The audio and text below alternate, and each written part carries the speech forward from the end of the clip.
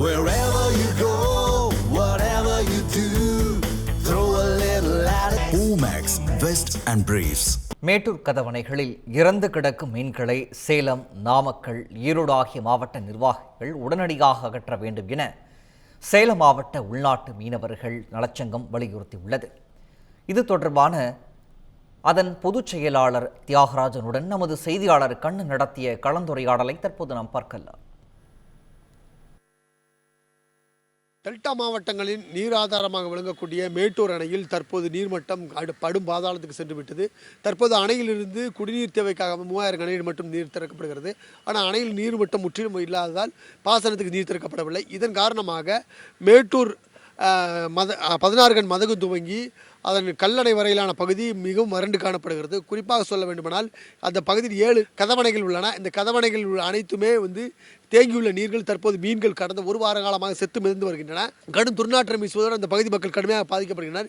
இது குறித்து நம்மிடம் விளக்குவதற்காக சேலம் மாவட்ட உள்நாட்டு மீனவர் சங்கத்தினுடைய பொதுச் செயலாளர் தியாகராஜன் இணைந்துள்ளார். அவரிடம் கேட்கலாம். சார், இந்த மீன் அதாவது செக்கானூர் கதவணை துவங்கி பூலாம்பட்டி கதவணை, அப்புறம் நாமக்கல் மாவட்டம் சோழசிராமணி உள்ள 7 கதவணைகளும் மீன்கள் தொடர்ந்து செத்து மிதந்துகிட்டு இருக்கு. என்ன மாதிரி எதுவும் ஆக்ஷன் எடுத்திருக்காங்களா? இது புகார் எதுவும் கொடுத்து சொல்லியிருக்கீங்களா சார்? சம்பந்தப்பட்ட அதிகாரிகள், மீன்வளத்துறை அதிகாரிகள், பிடபிள்யூடி நீர்வளத்துறை அதிகாரிகள் எல்லாமே ஆய்வு பண்ணியிருக்காங்க. ஆனால் அதுக்கு முழுமையான இன்னும் காரணத்தை இன்னும் சொல்லலை. ஏன்னா அங்கே கர்நாடகாவிலேருந்து கழிவு நீரை பூரா விட்டுறாங்க. அங்கேருந்து வர தண்ணி, அது இல்லாமல் இங்கே நம்ம சேலத்தில் மேட்டூர் பகுதியில் இருக்கக்கூடிய சாக்கடையெல்லாம் கொண்டு போய் அதில் விட்டுறாங்க. இதனால் மீன்களுக்கு தேவையான ஆக்சிஜன் இல்லாமல் இறந்து போயிட்டு இருக்குதுன்னு சொல்கிறாங்க. குமரபாளையம், பள்ளிப்பாளையம், அதுக்கு அடுத்த பகுதியில் பூராமே அதிகமாக சாயப்பட்டறைகள் செயல்பட்டுக்கிட்டு இருக்குது. அந்த சாயப்பட்டறையினோட கெமிக்கல் கழிவு தண்ணி பூராமே விட்டுறாங்க, ஆற்றுல விட்டுறாங்க.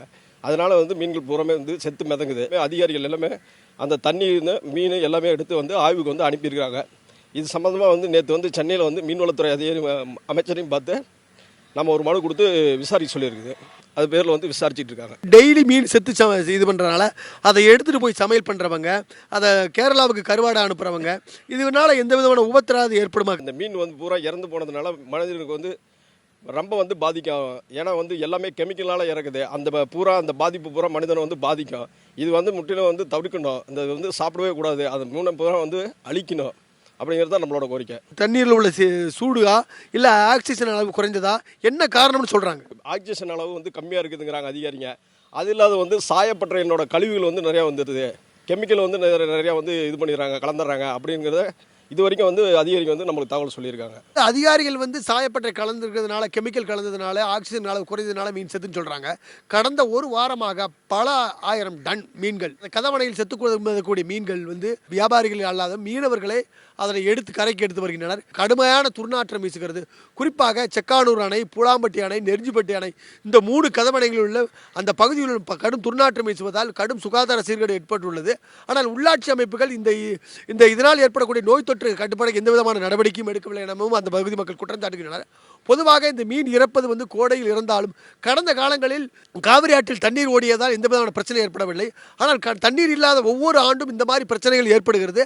அப்போது மீன்கள் அதிகமாக, அதாவது வேதிப்பொருட்கள் கலந்த நீரை பயன்படுத்துவதாலும், மேலும் ஆக்சிஜன் அளவு குறைந்ததாலும் மீன்கள் செத்து மிதப்பது வாடிக்கையாக உள்ளது.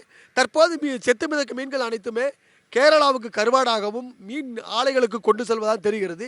இது கெமிக்கல் கலந்து இறந்திருப்பதால் இது மனிதர்களுக்கு கேடு விளைவிக்கக்கூடியது. இதை பயன்படுத்தக்கூடாது என மீனவர்கள் தெரிவித்த போதிலும் அவர்கள் வாழ்வாதாரம் என்பதால் பல மீனவர்கள் அதனை பயன்படுத்த துவங்கி வருகின்றனர். எனவே உடனடியாக சேலம், நாமக்கல், ஈரோடு மாவட்ட நிர்வாகங்கள் உடனடியாக தலையிட்டு இந்த பிரச்சனைக்கு தீர்வு காண வேண்டும். குறிப்பாக செத்து மிதக்கும் மீன்களை சுகாதாரமான முறையில் அதனை எடுத்து வெளியேற்ற வேண்டும். அதனை கேரளாவுக்கோ இல்லை தமிழகத்தின் பிற மாவட்டங்களுக்கோ எடுத்து சென்று மீண்டும் உணவாக பயன்படுத்துவதை தவிர்க்க வேண்டும் என சுகாதாரத்துறையும் அதிகாரிகளும் கோரிக்கை விடுத்துள்ளனர். எனவே உடனடியாக மாவட்ட நிர்வாகங்கள், 3 மாவட்டங்கள், குறிப்பாக சேலம், நாமக்கல், ஈரோடு மாவட்ட நிர்வாகங்கள் களவிறங்கி செயல்பட வேண்டும் என மீனவர்கள் மற்றும் பொதுமக்கள், சமூக விரும்பிகள் கோரிக்கை விடுத்துள்ளனர். தமிழ் ஜனம் செய்திகளுக்காக ஒளிப்பதிவாளர் சுமனுடன் சேலம் செய்தியாளர் எஸ்.கே. கண்ணன்.